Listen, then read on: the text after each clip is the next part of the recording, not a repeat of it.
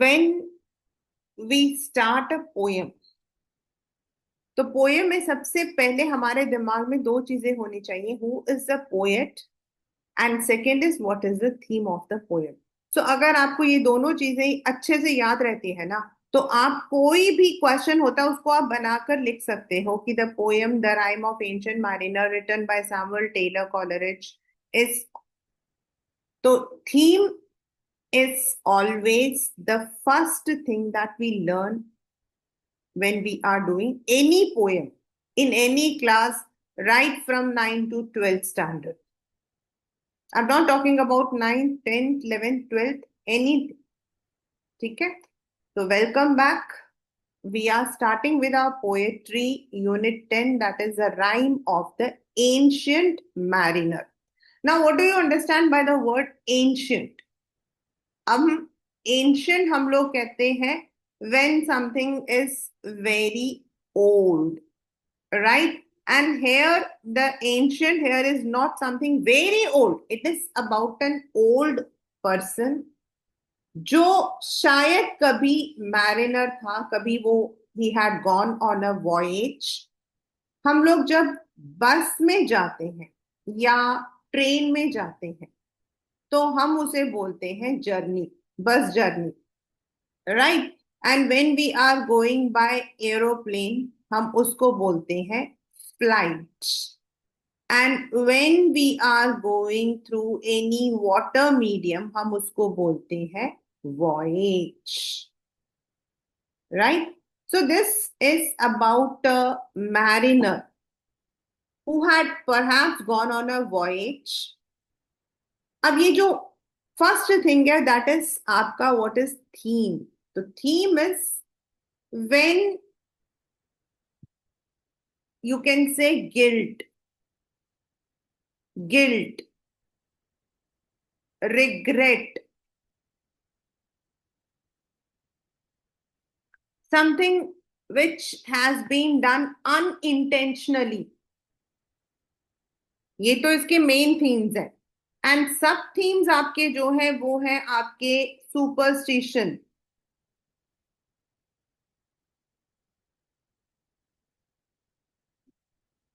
Changing nature of people यानी कि human temperament, ये हमारे सब थीम्स हैं। The main theme is guilt, regret, superstition, human temperament, they are all what we call as sub themes. And there is a saying, एक कहावत होती है जिसको हम बोलते हैं having an albatross around your neck, अपने गले में एल्बाट्रॉस को टांग लेना। अब आप खुद सोच कर देखो, जरा जरा आंखें बंद करो और सोच कर देखो, क्या हम किसी भारी भरकम से बर्ड को अपने गले में टांग सकते हैं? टांग सकते हैं? बिल्कुल भी नहीं। लेकिन अगर हम टांग लेंगे, मतलब एक परसेंटेज हम किसी बड़े से बर्ड को टांग लेंगे तो क्या होगा? हमारा जो सर है वो नीचे झुक जाएगा, दर्द के मारे हमारा सर नीचे झुक जाएगा, हमारी गर्दन नीचे हो जाएगी, यानी कि आपको शर्म आएगी, आपको एम्बेरसमेंट होगी। So this having an albatross around your neck is actually a phrase, एक कहावत है, मुहावरा आप जो बोलते हो वो है। And that means regret, regret, guilt, जब हम गिल्टी होते हैं वो, right? This is the main theme of this particular poem, the rhyme of the ancient mariner. Now come to the question कि what is this theme all about? The theme is, sorry, what is the poem all about? ये एक mariner है जो दो तीन लोग शादी में जा रहे होते हैं। अब शादी में जा रहे होते हैं, लोग खुश होते हैं, they are very happy and they are going to the मतलब they are going to have the feast, they are going to enjoy। और तभी उनको वहां पर रास्ते में एक आदमी दिखता है। और उस आदमी की जो आंखें होती हैं, his eyes are so powerful, इतने हिप्नोटिक है कि वो उनकी तरफ जो है अट्रैक्ट हो जाते हैं। नाउ वो जो शादी में जा रहे हैं मेहमान, वो इसकी कहानी सुनने में कोई इंटरेस्ट नहीं रख रहे, लेकिन वो मैरिनर जो है अपनी कहानी सुनाना शुरू करता है, and he tells about his experience. In the real this poem has 3 parts, लेकिन आपके 10th स्टैंडर्ड में we have only the first part, till the death of albatross. उसके आगे वाले जो पार्ट्स हैं वो है नहीं। ठीक है। तो जब वो कहानी सुनाता तो वो कहता है कि एक बार ऐसा हुआ था उसके साथ, that he was on a voyage and he was in a ship, everything was going very good, सब कुछ अच्छा चल रहा था। अब आपको पता है शिप में एक खासियत क्या होती है, शिप आपके हवा के साथ चलती, and if the way sorry if the breeze is opposite, हम कहते हैं ना ये तो बहती हुई हवा है, ये सामने से आती हुई हवा है, तो if the breeze is opposite तो शिप का आगे जाना मुश्किल होता है। This is N reality, practical thing, scientific thing. लेकिन इस चीज को यहां जो है सुपरस्टिशन से जोड़ा गया है, right? That is why I said the sub theme is superstition, right? ये याद रखना आपको, क्योंकि ये सारे क्वेश्चंस पेपर में ही आए हुए हैं कि यहाँ पर जो पोयम है it has been related to superstition. तो बताता है कि he was there in the ship and everything was going smooth, बहुत अच्छे से दिन निकल रहा था, ब्रीज अच्छे से चल रहा था, एंड सडनली उनके शिप में एक बर्ड आ गया, an omnivorous bird, that's albatross. Albatross को कई जगहों पर क्रिश्चियन जो है they he as a Christian symbol, वो उसको क्राइस्ट के सिंबल की तरह मानते हैं। एंड जब एल्बर्ट्रॉस आया तो वहां जितने भी लोग थे, all the mariners, they all were very happy, they started feeding it, they started playing with that, वो उसके साथ खेलने लगे उसके साथ। और वो जो एल्बर्ट्रॉस था बिल्कुल टाइम पर, मतलब एक एग्जैक्ट टाइम, वो वहां आता, बैठता, खेलता और चला जाता। बट पता नहीं इस मैरिनर को क्या हुआ, एंड एक दिन इसने सडनली अपना एरो उठाया और उस एल्बर्ट्रॉस को मार दिया, without any reason, there was no reason, ना तो एल्बर्ट्रॉस ने इनको अटैक किया और कुछ किया, बस उसने मार दिया। अब शुरू शुरू में तो सब लोगों ने इसको बहुत ब्लेम किया, because they believe that albatross is a symbol of God उसके, और उन्होंने कहा कि देख लेना हम लोगों के साथ बहुत कुछ बुरा होगा, तुम्हारे साथ बहुत कुछ बुरा होगा, ऐसे करके। एंड ऐसा ही हुआ कि उसके बाद क्या हुआ, there was a change and the change was for good.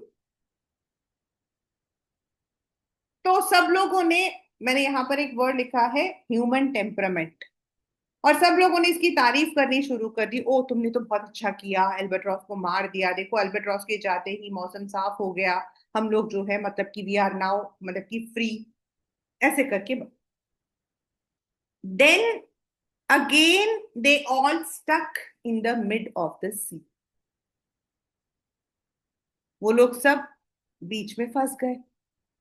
अब जब वो लोग बीच में फंस गए, there was water all over, कल मैंने बोला था एक word, water water everywhere, not a drop to drink, चारों तरफ पानी था। लेकिन जो मैरिनर्स थे, जो लोग बोट में थे, जो लोग शिप में थे, उनका गला सूख रहा था, बिकॉज उनके पास पीने का पानी नहीं था। वो जो पानी था वो तो सिलाइन था, वो तो नमकीन पानी है, वो तो सी का पानी है, उसको तो पी नहीं सकते हम लोग। And the ship stuck in between the ocean, there was no breeze, कोई हवा नहीं थी, ना 1 इंच वो आगे गई ना 1 इंच पीछे। ऐसा लग रहा था, ये जो मैं बोल रही हूं ना ये सब पेपर के क्वेश्चंस है, ऐसा लग रहा था as if it was a painting, वो पेंटिंग बनी होती है ना एक, there is a painting made जिसके अंदर जो है चारों तरफ पानी है एंड जो शिप है वो बीच में फंस गया है, वैसा एक पेंटिंग बना हुआ, ऐसा लगा. And the mariners started blaming this old man for this condition. उनको ऐसा लगा मौत उनके चारों तरफ तांडव कर रही है. The death is dancing around them, क्योंकि दिन में इतनी गर्मी होती थी.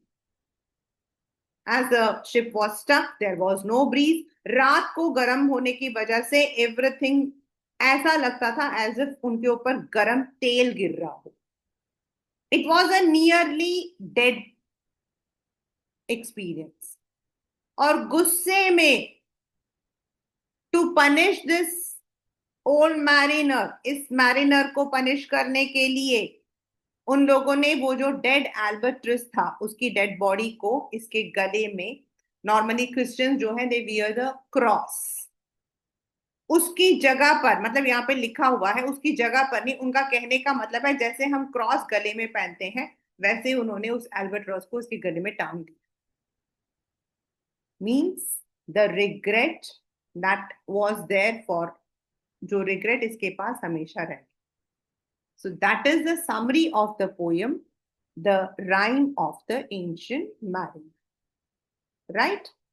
तो पोयम के अंदर जो मेन आपका थीम हो गया रिग्रेट, गिल्ट, सब थीम आपका हो गया superstition. And fourth is the change in the human behaviour. मतलब एक टाइम बड़े खुश थे, दूसरे टाइम वो लोग जो है उसको ब्लेम कर रहे थे, फिर खुश हुए, फिर ब्लेम कर रहे थे. So there was a change. और ये सारे जो मैंने थीम्स बताए हैं they have been in the exam along with some quotations. तो आपको जो भी होता है आपको उसे थीम से, क्योंकि कभी कभी कभी होता है डायरेक्टली क्वेश्चन आता है explain the theme of this poem, but most of the time 90% it is कोई कोटेशन देकर आपको उसे एक्सप्लेन करना होता है, तो आपको थीम पता है. ठीक है. मैंने आपको कई बार ये बात बोली हुई है कि जो आपका ये वाला पोयम है rhyme of ancient mariner, you have a number of poetic devices. हमारे जो बाकी दूसरे मतलब की बुक है लैंग्वेज वाला, उसमें तो पोएटिक डिवाइसेस के एक और ऐसा एक दो बुक, एक है the tale of the tale of dragon the custard, उसमें ऐसा ही है जिसमें सारे आपके पोएम पोएटिक डिवाइसेस हैं. In this also you will find it. And of course the poem is also having the rhyme scheme. Right.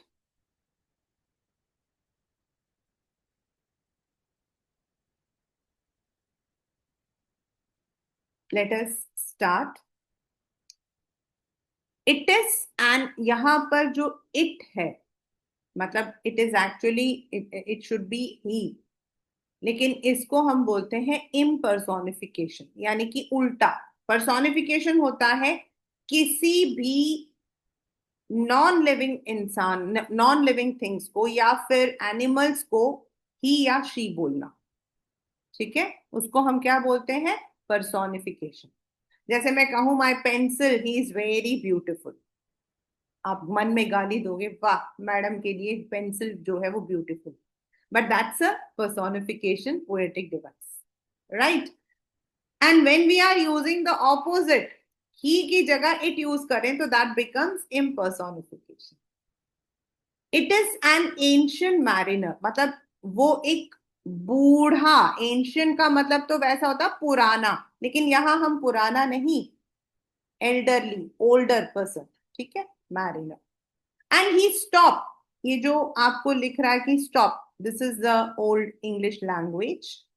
He stop one of three, मतलब तीन लोग जा रहे थे शादी में, उनमें से एक को उसने रोका. कैसे रोका? By the long grey beard and glittering eye, उसकी जो लंबे लंबे दाढ़ी थी, ग्रे मीन्स सफेद दाढ़ी, और उसकी आंखें एकदम चमकती हुई.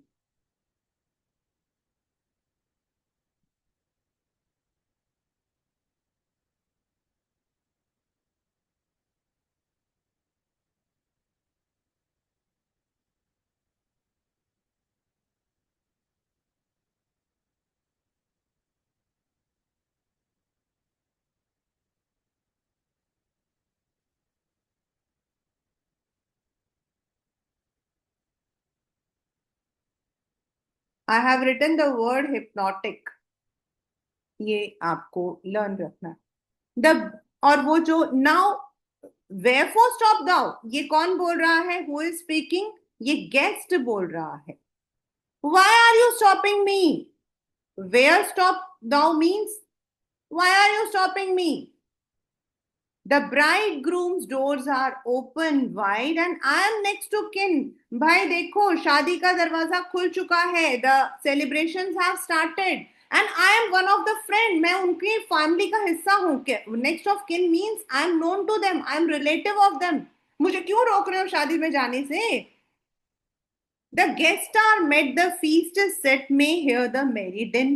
तुम्हें मतलब कि दिखाई नहीं दे रहा कि देखो सारे के सारे मेहमान आ गए हैं, देखो सेलिब्रेशन शुरू हो गई है।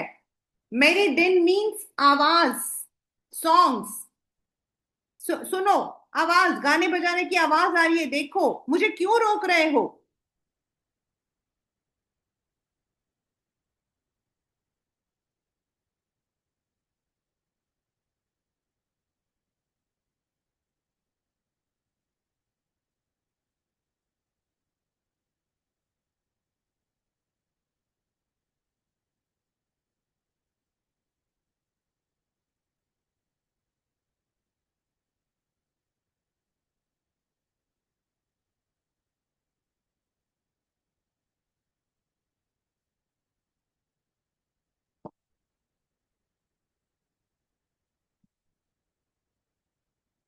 बेटा,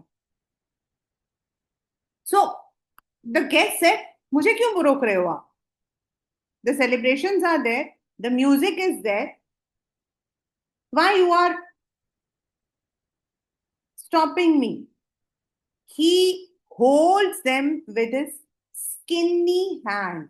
बच्चा, स्किनी मतलब पतले दुबले, वेरी लीन, बहुत पतले से। देयर वॉज अ शिप, और वो जो है कुछ नहीं बोला, मतलब उसने ये नहीं बोला कि वो शादी के लिए क्यों रोक रहा।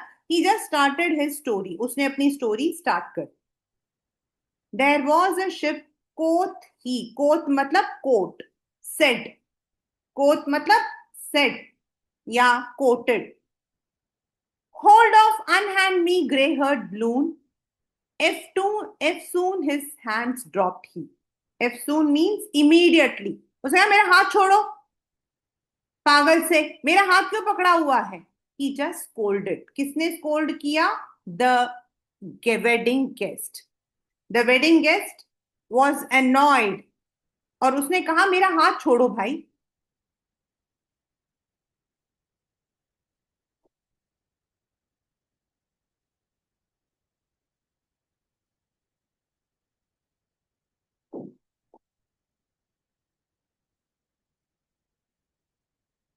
बट अब उसने हाथ नहीं पकड़ा, हाथ नहीं पकड़ा।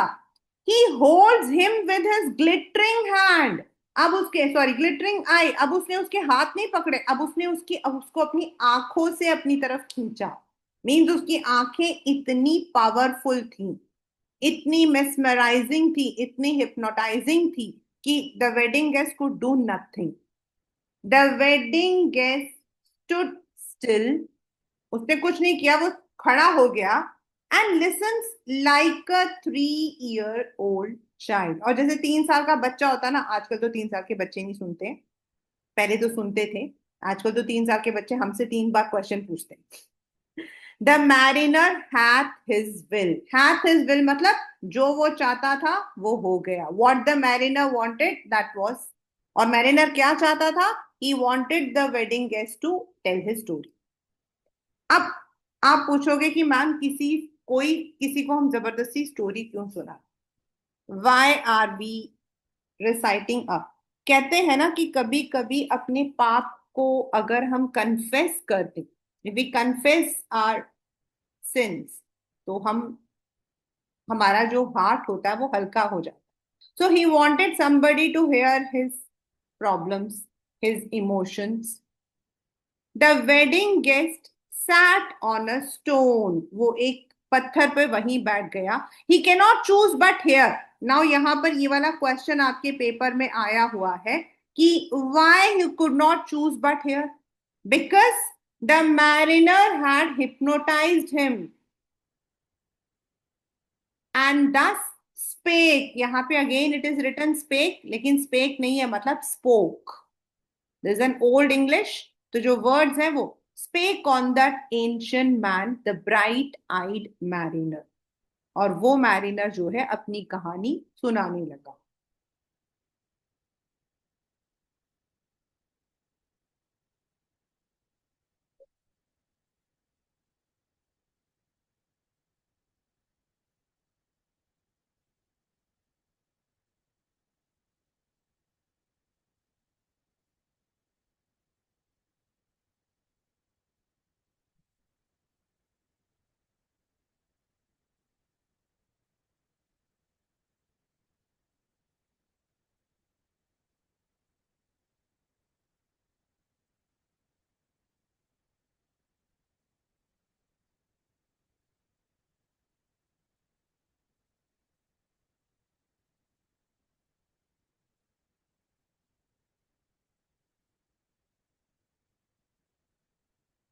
अब वो अपनी कहानी स्टार्ट कर रहा है। The ship was chaired and the हार, मतलब कि this is the beginning of the journey. ये हमारी जर्नी का, हमारे वॉयज का बिगिनिंग है।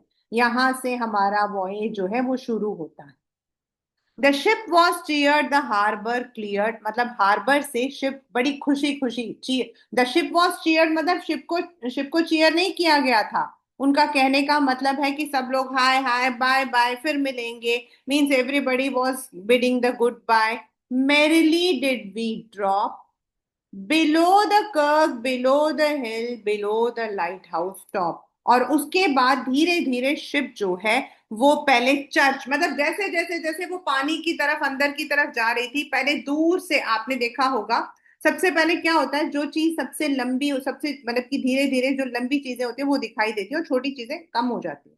तो चर्च, उसके बाद फिर हिल, उसके बाद जो लाइट हाउस होता है, क्योंकि लाइट हाउस किसके लिए लगाया जाता है, सो दैट द शिप और the aeroplane can find out the place. तो लाइट हाउस का जो टॉप था वो भी दिखना बंद हो गया। Slowly slowly the ship move towards the sea, right. इसमें क्वेश्चन आता है कि in which direction was the ship moving, याद रखना, बड़ा कॉमन क्वेश्चन है। The sun came upon the left, अब सन जो है लेफ्ट की तरफ आया था, तो इसका मतलब क्या हुआ, the sun came upon the left means it was in the east. Out of the sea came he, मतलब ही यहां पर जो है पर्सोनिफिकेशन है, and it has been use for the sun. सूरज जो है वो ईस्ट से उग के आया। And he shone bright on the right went down into the sea, और उसके बाद पूरे दिन अच्छे से, मतलब कि the day was very sunny, and then it went down into the sea, मतलब सूरज डूब गया। The sun rose and then the sun, उसका नाम क्या है, it rises and it sets. उसी तरीके से ईस्ट में सन आया और वेस्ट में चला गया।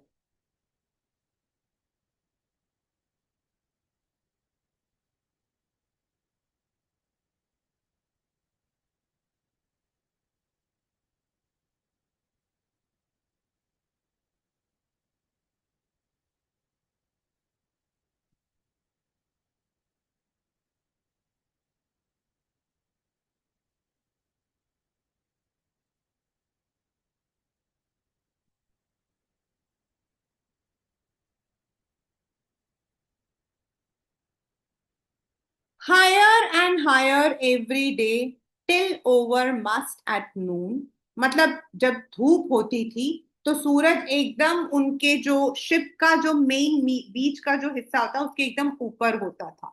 The till over must at noon, मतलब बिल्कुल धूप में जब 12 बज जाते तो एकदम ऊपर होता था। The wedding guest here beat his breast for he heard the loud bassoon, और जब वो ये कहानी सुना रहा था तो दूसरी तरफ वो जो वेडिंग गेस्ट जो उसकी कहानी सुन रहा था वो बेचारा दुखी हो गया। बीट हिज ब्रेस्ट मतलब यहाँ पर वो छाती पीट रहा था, कहने का मतलब he was very sad. Why? Because he could hear the sound of the bassoon. Bassoon मतलब म्यूजिकल इंस्ट्रूमेंट। उसको शादी की शहनाइयां शुरू मतलब सुनाई दे रही थी, उसका मन था कि वो शादी में चला जाए। और कैसी आवाज आ रही थी, आवाज आ रही थी, the bride had paced into the hall. वो हमारे में होता है ना, दिन शगनादा, जब लड़की आती है तो उसी तरीके से the music was playing, the bride had come into the hall, red as a rose is she, और उसने लाल कपड़े पहन रखे थे, she was looking very beautiful, nodding their heads before her goes the merry minstrelsy, यानी कि जो गाने बजाने वाले थे उसके आगे आगे सर नाचते हुए आगे चल रहे थे।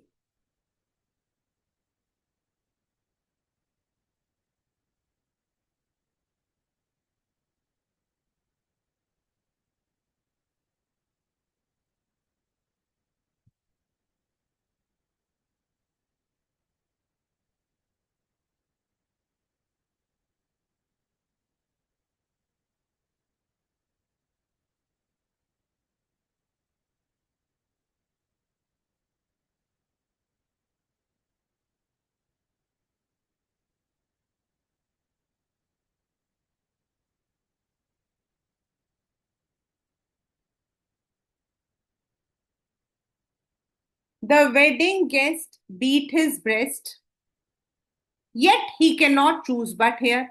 वो दुखी था, he was very much angry, frowned, annoyed, but on the other hand, there was a hypnotizing element in the eyes of the mariner, and that is why he did not have any choice, but he was hearing to that story. The wedding guest, he beat his breast, yet he cannot choose but hear. And thus spake on that ancient mariner, the bright, यहाँ पर आपका ये repeated है.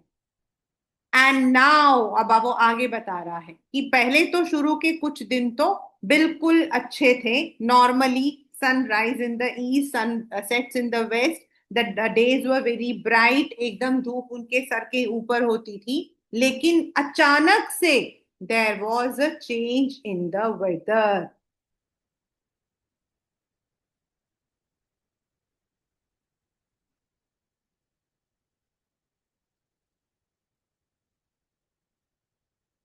And now the storm blast came again. आप देखो storm के लिए क्या लिखा है, ही वॉज टायरनस, टायरनस मतलब वेरी हार्श, atrocious, strong.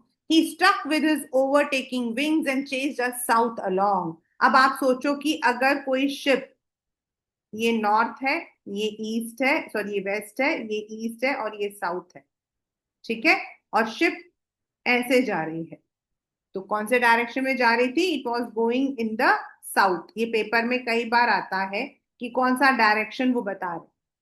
और जो इतनी तेज आंधी थी, इतना तेज स्टॉर्म था कि ऐसा लग रहा था जैसे जो शिप है उसको कोई पुश कर रहा हो. somebody is pushing and chase the south along, मतलब it looked as if the storm was chasing them with sloping mast and dipping pro. मतलब ऐसा लग रहा था कि मतलब उनका जो शिप है वो हिल हिल हिल ये खा रहा था, कभी इस तरफ कभी उस तरफ, as who pursued with yell and blow. और जो उसका आगे का पोर्शन था, कभी वो पानी की तरफ जाता, फिर कभी ऊपर की तरफ आता, मतलब उबड़ खाबड़ ऐसे करके चल रहा था. Still treads the shadow of his foe, मतलब ऐसा लग रहा था जैसे कोई, जब हमें कोई हमारा एनिमी हमारा पीछा करता है तो हम कैसे चिल्लाते हुए भागते हैं, बचाओ बचाओ बचाओ, वैसे ऐसा लग रहा था as if somebody is shouting when he or she is being chased by his enemy. And towards and forward bent his head. The ship drove fast, loud roared the blast, and southward we fled. और किसी तरीके से इतनी तेज हवा थी कि जो ship है वो तेज निकल के वहां से बाहर आया, टूवर्ड साउथ. उसके बाद पहले क्या आया, द स्टॉर्म. फिर फिर मौसम चेंज हो गया. And now there came mist and snow. आजकल आप देखो बारिश आने के बाद है ना, जो हमारे शीशे होते हैं उसके ऊपर एकदम से फ्रॉस्ट हो जाता है, और उसके बाद तुरंत जो है एकदम ऐसा लगा जैसे चारों तरफ स्नो हो, आइस हो. And it grow wondrous cold, एकदम ठंडा. एंड आइस मस्त हाई, मतलब इतने बड़े बड़े आइस के आपके बर्ग से, मतलब इतने बड़े थे कि उनके शिप के मस्त तक आ रहे थे. came floating by as green as emerald. अब now why it is written that the ship the ice was emerald? क्योंकि अगर आप शिप के सॉरी आप आइस के नीचे देखोगे तो वो काई होती है ना ग्रीन कलर की आपकी जो एल्गी, उसकी वजह से आइस का जो कलर था वो ऐसा लग रहा था as if it was a gemstone, emerald colour का। Emerald is a precious stone which looks greenish in colour. तो जो आइस था ना वो ऐसा लग रहा था as if it is greenish in colour, but it was not greenish in colour. वो नीचे जो एल्गीज थी उसकी वजह से उसका कलर ग्रीनिश आपका जो है that was reflecting, right.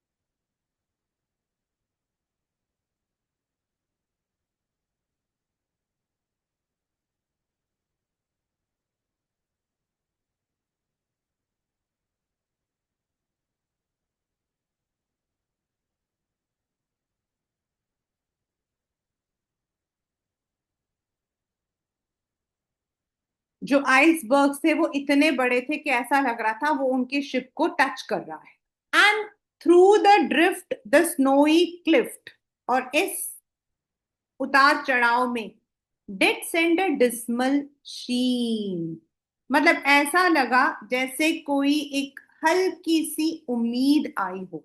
Sheen is a smooth brightness, एक हल्की सी इस फ्लोटिंग इस स्टीप साइड, मतलब इस उतार चढ़ाव के बीच में ऐसा लगा किसी कोई एक छोटी सी हल्की सी, वो कहते हैं ना अंधेरे में मतलब की रोशनी की किरण। Nor shapes of men nor best beast we ken, the eyes was all between. The eyes was here, the eyes was there, the eyes was all around. और चारों तरफ जो है उनको कुछ भी दिखाई दे रहा था तो वो था सिर्फ बर्फ। They could see only the eyes all around. It cracked and growled, roared and howled. Now ice जो है वो क्रैक नहीं करता, वो रोर नहीं करता, लेकिन यहाँ पर it is the ओनोमेटापिया।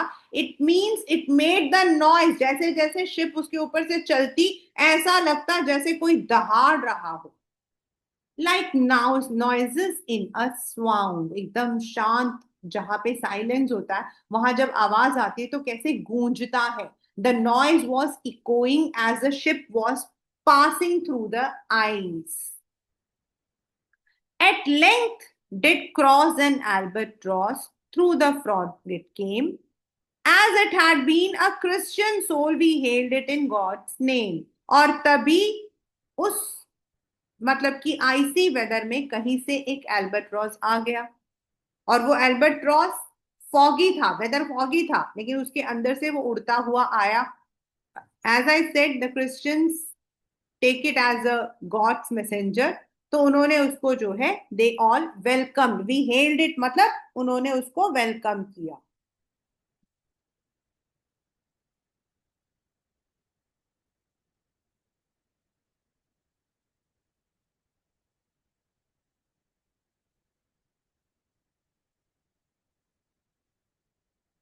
Nor shapes of man nor beasts we can, मतलब ना उनको दूर दूर तक किसी इंसान की शक्ल दिखाई दी ना किसी जानवर की।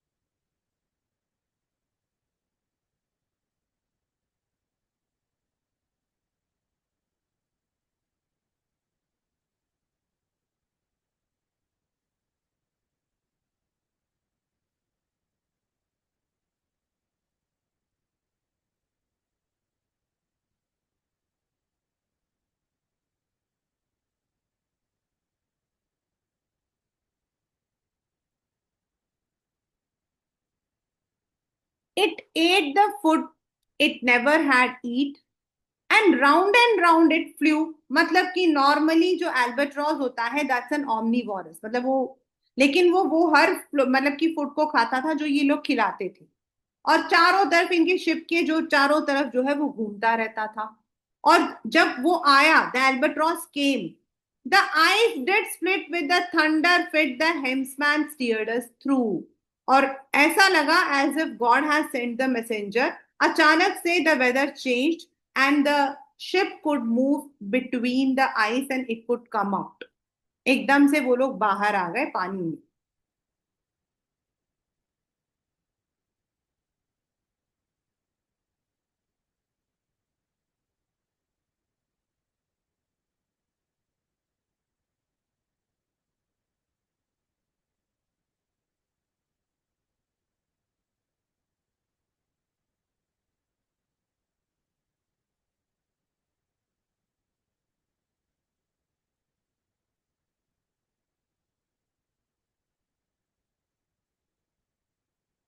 And a good south wind sprung up behind. The albatross did follow, and every day for food or play came to the mariners hollow. और जैसे जैसे मौसम अच्छा होता गया, अच्छी मतलब साउथ विंड मतलब अब प्रॉपर जो आपका उसका नाम क्या, प्लेजेंट विंड जो है वो उनके साथ में था, अ फेवरेबल विंड। एंड जो एल्बर्ट्रॉस था दैट वाज फॉलोइंग देम। कभी वो खेलता, कभी वो खाना खाता, जब भी मैरिनर्स उसको बुलाते, मैरिनर्स हॉलो मतलब at the sound of the mariner, जब मैरिनर उसको आवाज देते तो वहां पर वो आ जाता। इन मिस्ट और क्लाउड और मस्ट और shroud, it perched and vespers for vespers nine. मतलब करीब एग्जैक्टली एक पर्टिकुलर वेस्पर्स नाइन, मतलब vesper is actually the church bell, exactly एक टाइम पर जो है, कभी चाहे मिस्ट हो चाहे क्लाउडी हो, कभी मस्ट पर बैठेगा, कभी सेल पर, मतलब वहां पे जो नीचे पानी है वहां बैठ जाएगा, but it would always come. Whilst all the night through fog smoke white glimmered the white moonshine। और रात को जो मौसम था वो एकदम साफ सुथरा था। Glimmered the white moonshine मतलब एकदम the sky was clear, the moon was shining। और तभी क्या हुआ? God save the ancient mariner from the flames that the fines that plague these thus। Why look at though with my crossbow I shot the albatross। और तभी सारे के सारे mariners जो है वो चिल्लाने लगे, भैया इस मैरिनर से, मैरिनर को बचाओ। There is going to be, मतलब they are, we are all going to be bothered with the trouble. अब देखना हमारे साथ में कितना बुरा होने वाला है। और वेडिंग गेस्ट उनकी तरफ देखने लगा कि क्यों? तो उसने कहा क्योंकि मैंने एल्बर्ट्रॉस को मार दिया।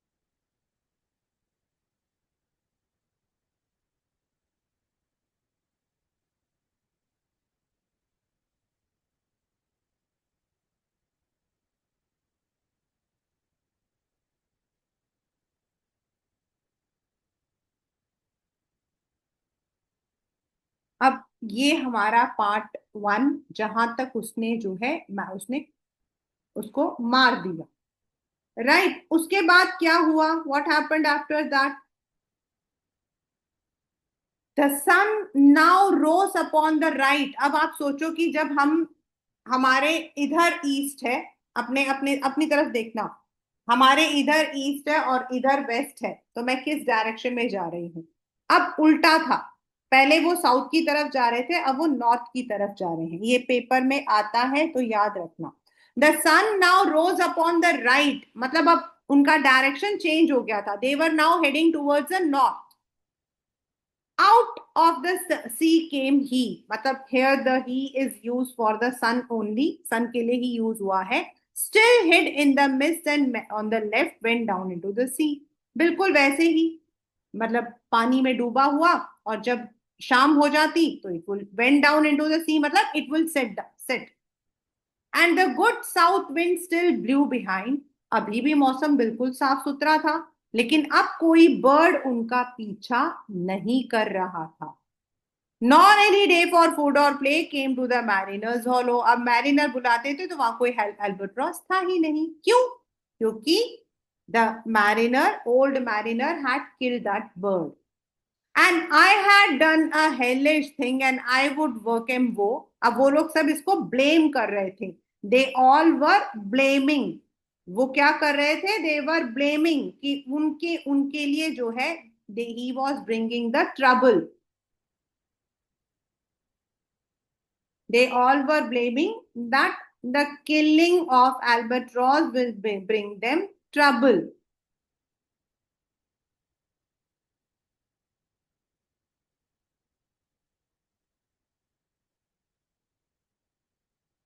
For all ever I had killed that bird that made the breeze to blow. Ah, wretch, said they, the bird to slay that made the breeze to blow. और उन्होंने कहा कितना गलत किया तुमने. Ah, wretch means they were shouting, they were blaming him कि देखो तुमने कितना गलत किया, तुमने उस बर्ड को मार दिया जिसने, जो मतलब कि जो बर्ड जो था, he was, he had brought the wind, जिसकी वजह से हम लोग जो है ठंड से निकले थे। Nor dim nor red like God's own, ये वाला जो पैराग्राफ है, this has been one of the very famous, very repeated paragraph in the boats. Nor dim nor red like God's own head, मतलब जैसे भगवान का क्राउन हो, भगवान का crown. The glorious sun uprist then all averred I had killed the bird that brought the fog and mist. और थोड़ी देर बाद उनका दोबारा से मूड चेंज हो गया। उन्होंने कहा अच्छा क्या तुमने मार दिया, क्योंकि जब वो एल्बर्ट्रॉस वहां पर था तो फॉग भी था, मिस्ट भी था, अब देखो धूप आ गई है। That was right, said they, such birds to slay that bring forth mist। अब उनका जो टेम्परामेंट था, उनका जो मूड था, वो चेंज हो गया। पहले वो लोग ब्लेम कर रहे थे कि तुमने उस एल्बेट्रॉस को मार दिया जिसकी वजह से हम लोग पानी से, आइस से बाहर निकले थे। अब वो जो है उसको, मतलब कि उसकी तारीफ कर रहे थे। The fair breeze blew, the white foam flew. मतलब फेयर ब्रीज ब्लू मतलब हवा एकदम प्लेजेंट थी। वाइट फ्लोम मतलब वेव्स जब आते थे तो झाग बन जाता है ना समुद्र में। So it was there. The furrow followed free, we were the first that ever burst into the silent sea. पहले तो एकदम आवाज थी, एकदम फोम चल रहा था, लेकिन तुरंत थोड़ी ही देर में मौसम एकदम शांत हो गया। एकदम साइलेंट सी, मतलब क्या कहते हैं हम, व्हाट डू वी कॉल, तूफान से पहले आने वाला, आने वाली खामोशी। The sea was very silent, there was no breeze, suddenly the breeze dropped down, drop the breeze, the sails drop down, the sails drop down मतलब एकदम से जो शिप था उसका चलना बंद हो गया। That was sad as sad could be, and we did speak only to break the silence of the sea। मतलब इतनी खामोशी थी, इतना डेजर्टेड था कि जब ये लोग बात करते थे तो सिर्फ इनकी आवाज आती थी। नॉर्मली आपको किस किस की आवाज आएगी? जब शिप चलेगा तो शिप में पानी की आवाज आएगी, ब्रीज की आवाज आएगी, लेकिन ऐसी कोई आवाज नहीं थी, चारों तरफ एकदम खामोशी। The sea was completely silent, and when they spoke, only their voice echoed, all in a hot and copper sky। मतलब एकदम एग्जैजरेट करके बोल रहा है, ऐसा लग रहा था जैसे पूरा जो स्काई है वो लाल हो गया था। कॉपर स्काई मतलब red. The bloody sun at noon, bloody sun मतलब सूरज इतना लाल था, as if it was red in colour. Right about the mast did stand no bigger than the moon. और वो ऐसा लगता था, बहुत बड़ा नहीं था लेकिन ऐसा लगता था जैसे मून हो, इतनी तेज धूप थी। Day after day, day after day we stuck, nor breath nor motion, as idle as a painted ship upon painted ocean। और ऐसा लग रहा था एज इफ हमारी शिप जो है वो किसी पेंटिंग का, किसी फ्रेम का हिस्सा हो, जहां एक शिप जो है वो अटक गई है। It has been painted on a frame. There was no movement because there was no breeze. कोई हवा नहीं चल रही थी तो उनकी शिप नहीं चल रही थी। Water water everywhere, this is the irony. चारों तरफ पानी था। And all the boats did shrink, मतलब इतना पानी था कि उनका जो शिप था वो भीगा हुआ था।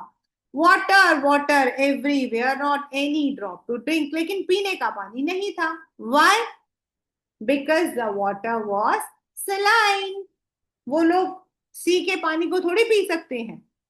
The very deep did rot, मतलब डीप यहां पर ऐसा लग रहा था as if the ocean was rotting. क्यों? क्योंकि एकदम पानी ठहरा हुआ था। नीचे आपके काई होती है, मछलियां होती हैं, तो स्मेल आ रही थी।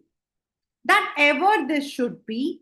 Yeah, slimy things did crawl with legs upon the slimy sea। मतलब कुछ छोटे छोटे से आपके जो माइक्रोब से, छोटे छोटे से फिश, छोटे वो जो है आपको सरफेस में दिखाई देते, उसके अलावा कुछ नहीं था। The water was rotting because the water was stagnant. पानी ठहरा हुआ था, इसीलिए एकदम रॉटिंग स्मेल आ रही थी। About in reel and rout, the dead fire danced at night.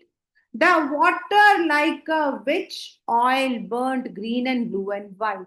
और दिन में इतनी तेज धूप होती थी, रात को पानी एकदम गर्म होता था, तो उसमें से जो है ना एकदम से ऐसा लगता था as if it was evaporating। And they felt as if the death was dancing around them. उनकी चारों तरफ जो है मौत मंडरा रही है। About in reel and rout, मतलब घूम घूम के ऐसा लग रहा था कि the death was dancing. And why? Because due to the heavy heat, the रात को जो है the water use to evaporate. The water like a which oil, मतलब विच आपको पता है चुड़ैल, उसकी जो ऑयल होता है, मतलब जब वो कहते हैं ना कि वो चुड़ैल जो होता है वो गर्म तेल में, तो ऐसा लग रहा था जैसे कोई गर्म तेल में किसी चीज को उबाल रहा। एंड सम इन ड्रीम्स, और कुछ मैरिनर्स जो है उन्होंने सपना देखा। Some in dreams assured were of the spirit that plagued us। कौन है वो spirit? The spirit of albatross. किसी किसी ने सपना देखा कि ये सब क्यों हो रहा है, क्योंकि उनका पीछा जो है एल्बर्ट्रॉस कर रहा था। उसका जो स्पिरिट था, उसका जो मतलब कि भूत था, वो इनका पीछा कर रहा था। 9 fathom deep he had followed us from the land of mist and snow। यहाँ पर जो फैथम है वो होता है डेप्थ के लिए हम यूज करते हैं। उसका कहना है कि जहां उसको मारा था वहां से वो यहां तक उनका पीछा करते हुए आ रहा था। And that was only because he had been killed that these mariners were in trouble। And every tongue through utter drought, सबका जो गला था वो सूख गया था। Was withered at the root, it was choking, we could not speak no more than if we had been choked with soot। सूत मतलब कुछ गले में अटक गया था। They were not able to speak because they were extremely thirsty। Why they were not able to speak? They were extremely thirsty। utter drought मतलब they were thirsty। यहाँ पर drought is जो है वो dry, उनका जो गला था वो dry हो गया था। Ah, well a day, what evil looks had I from old and young। मतलब सोचो, हर एक इंसान जो शिप में था ना, सब मेरी तरफ नफरत से देख रहे थे। Every one was watching that old mariner जिसने उस एल्बर्ट्रॉस को किल किया था, with extreme hatred. Instead of the cross, the albatross about my neck was hung। और नॉर्मली जो क्रिश्चियंस होते हैं वो क्या पहनते हैं? They wear the cross. वो कहता है कि मेरे गले में जो है उन्होंने एल्बर्ट्रॉस को टांग दिया। and that was the punishment they gave for killing up that albatross। उन्होंने उसको to punish they hung the dead body of that albatross on his neck. आप राइट साइड में पिक्चर देख सकते हो। इट इज यहाँ पर एल्बर्ट्रॉस को रंग करने का क्या मीनिंग है, I have already told you. The meaning is that he was punished, he was made guilty for his deed. उसकी गलती के लिए उसको रिग्रेट करना पड़ा, क्योंकि जब डेड एल्बर्ट्रॉस को वो लेगा तो वो शर्म के मारे उसका सर झुक जाएगा। तो they punished him by hanging that albatross around his नेक।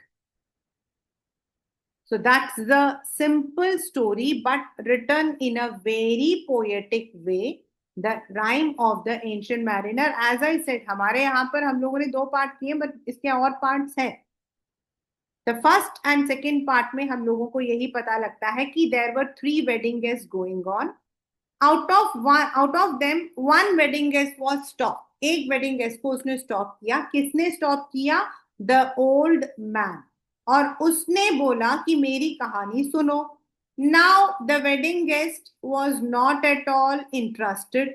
वो वेडिंग गेस्ट जो था वो बिल्कुल भी इंटरेस्टेड नहीं था इसकी कहानी सुनने के लिए। येट इसकी आंखों में, पहले तो उसने इसको पकड़ के उसको बोला मेरी कहानी सुनो, बट जब वेडिंग गेस्ट ने बोला अपना हाथ छोड़ो, तो he left the hand, but he had such a hypnotising eyes that the wedding guest was forced to listen to his story. अब स्टोरी क्या है कि अच्छे नॉर्मल डे में, अ प्लेजेंट डे के अंदर जो है, the ship started off its voyage, and for some days the weather was very pleasant, very favorable. They all were enjoying it. Suddenly the weather turned atrocious. There was a storm, and ऐसा लगा the storm was chasing them. वो जो storm था वो उनको chase कर रहा था। Anyway, they all जो है they were all trying, और तभी क्या हुआ कि it was wondrous cold, एकदम ठंडा पड़ गया। It looked as if they were stuck all around the ice. They could not see anyone. दूर दूर तक उनको कुछ नहीं दिखाई दे रहा था सिवाय आइस के। At that time, during that icy weather, extreme cold weather, there was an albatross which came through the fog. कोई नहीं जानता वो कैसे आया था, लेकिन एल्बर्ट्रॉस को क्रिश्चियन सिंबल माना जाता है। तो सारे के सारे जो मैरिनर्स थे, they were very happy. They all started feeding it, और उसके आते ही there was a change in the weather. The ice cracked and the ship could steer ahead. Then क्या हुआ पता नहीं। The weather was normal, and उसके बाद दिस मैन, ये जो ओल्ड मैरिनर था, उसको पता नहीं क्या हुआ, that he killed that albatross. उसने जो है उस एल्बर्ट्रॉस को मार दिया। लेटर ऑन जब उसे मार दिया, उसके बाद क्या हुआ?